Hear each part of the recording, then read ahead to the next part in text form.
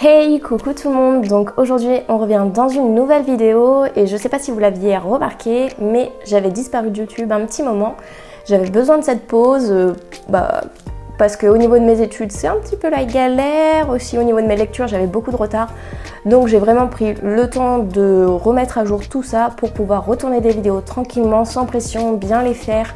Pas que ça soit bâclé ni rien. Du coup voilà, et je reviens aussi également avec plein d'idées vidéo, dont des duos, des vlogs et des petits bilans comme vous allez en voir souvent. Du coup dans cette vidéo je vais vous faire un bilan du Color Challenge, donc des 4 premiers mois du Color Challenge. Oui, on n'est pas encore fin avril, mais j'ai déjà terminé ma lecture d'avril pour mon challenge. Du coup je viens vous présenter les romans très rapidement si vous voulez mon avis sur ceci. Plus approfondi, je vous laisse aller sur mon blog qui sera en lien en barre d'infos. Si vous voulez avoir des précisions sur pas les règles mais le concept du Color Challenge, je vous laisse cliquer sur le petit i qui sera là. Donc voilà, on va commencer sans plus tarder.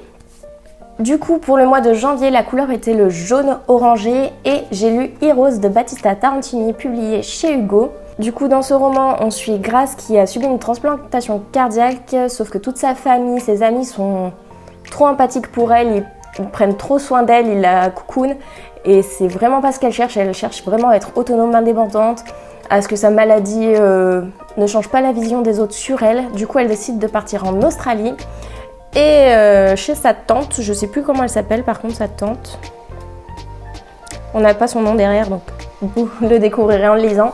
Mais du coup, dès son arrivée, en fait, elle tombe en panne au beau milieu de la route, ça pleut, enfin c'est le bordel. Et du coup, le garagiste qui vient la dépanner s'appelle Z. Et ce jeune homme l'intrigue énormément, il est super séduisant, mais il est aussi très réservé, très froid.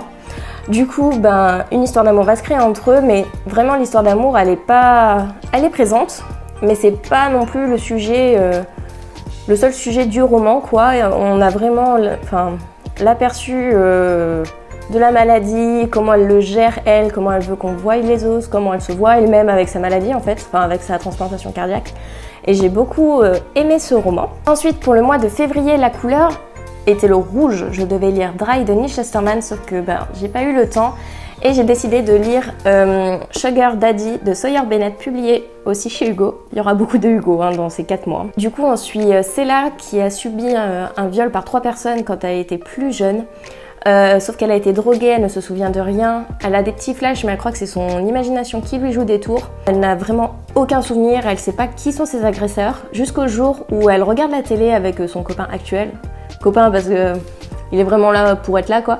Mais elle remarque un tatouage sur l'avant-bras, il me semble, de la personne à la télé quoi. Et elle reconnaît l'un de ses agresseurs. Du coup elle va mettre tout un plan en place pour l'aborder et pouvoir le tuer.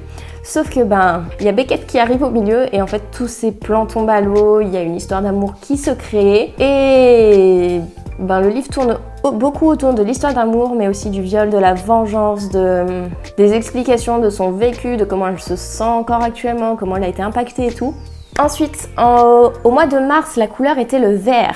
Du coup, j'ai choisi de reprendre After le tome 3 d'Anna Todd. Reprendre parce qu'en fait, je l'avais abandonné à la page 150 parce que je l'avais pas du tout accroché. J'en avais marre du jeu du chat et de la souris. Donc désolée pour ceux qui adorent After, surtout le tome 3. Moi, c'est pas du tout ma tasse de thé. Autant le premier et le deuxième, j'avais bien aimé, c'était complètement addictif, mais ouais, voilà. Du coup, ça parle de Tessa qui est une jeune étudiante qui va rentrer à la fac, c'est une personne qui est très organisée, qui planifie tout, qui ne laisse rien au hasard. Sauf que du coup, sa colocataire, c'est totalement l'inverse d'elle, elle fait des soirées, elle organise rien, elle se couche tard, elle se lève au dernier moment, elle sèche, voilà. Et elle a un ami qui s'appelle Ardine, cette colocatrice. Et du coup, Ardine va basculer tous les plans de Tessa, toute son organisation et tout, la pousser dans ses retranchements. Sauf que c'est pas tout beau tout rose, les histoires d'amour, comme on le sait, sauf que là, c'est vraiment pas tout beau tout rose. Il y a vraiment... Le premier tome, en fait, il est super prenant parce que il y a... Je peux pas trop en dire, mais en gros, il y a un événement qui fait qu'on est totalement à fond et on veut savoir le dénouement de cet événement, quoi.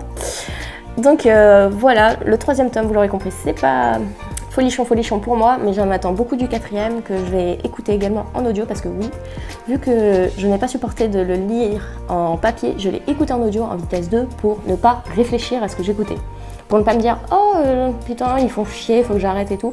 Non, j'ai vraiment plus apprécié ma lecture audio que ma lecture papier quoi. Et pour le mois d'avril, la couleur était multicolore, du coup il devait avoir au moins 2 couleurs prédominantes et j'ai choisi 49 jours je compterai pour toi de C.S. Quayle, publié chez Hugo. Du coup dans cette histoire on suit Bryn qui a subi un traumatisme 5 ans auparavant, qui a laissé des marques et on ne saura qu'à la fin le traumatisme. D'ailleurs, on se torture bien le cerveau à chercher ce que c'est, on imagine ça, alors que non, c'est pas ça.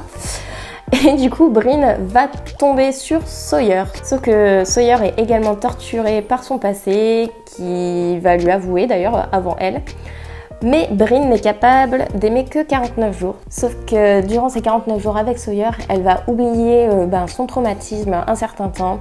Elle va vraiment vivre pleinement sa vie. Et surtout, elle va aimer Sawyer plus que 49 jours. Et du coup, dans cette histoire, on suit vraiment leur histoire d'amour, comment Bryn gère son traumatisme, toutes ces petites mimiques. Et surtout, on apprend le traumatisme en question.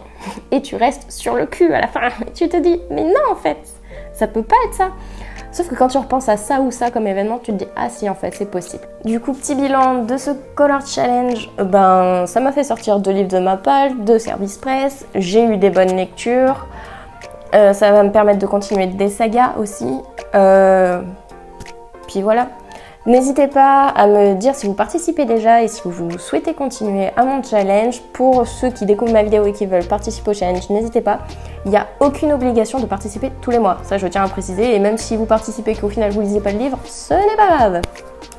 Donc voilà, je vous laisse et je vous dis à la prochaine vidéo.